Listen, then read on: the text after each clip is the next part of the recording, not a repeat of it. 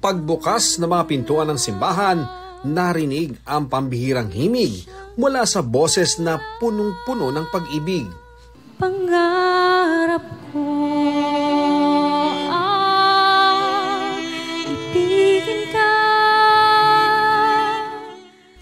Mga luha ng pagkagalak at pasasalamat ang bumalot sa sagradong kasal. Dahil sa sorpresang regalo ng bride na si Cyril sa groom na si Eric. Ikaw na lang ang siyang kulang sa buhay kong ito.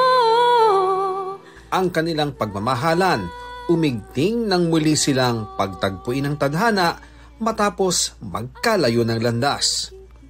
Na naging katuparan nga ng isang pangarap. Pinangarap ko kasi siya talagang ibigan. Crush ko kasi siya. Wedding singer ako and music teacher.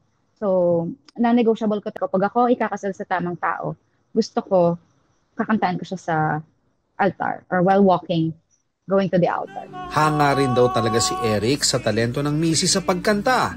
Sa kanilang pag-iisang dibdib, ang boses ng kanyang sinta, ang sandaling anyay na nanatili sa kanyang gunita.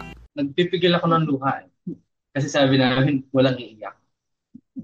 Tapos wala, naiyak talaga ako. Ang kanilang pangako sa isa't isa. At sa habang panahon, ikaw ay makasama.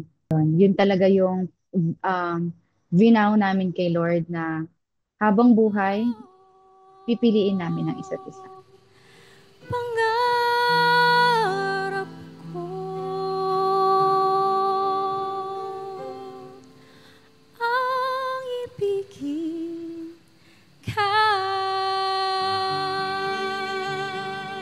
Ian Cruz nagbabalita para sa GMA Integrated News.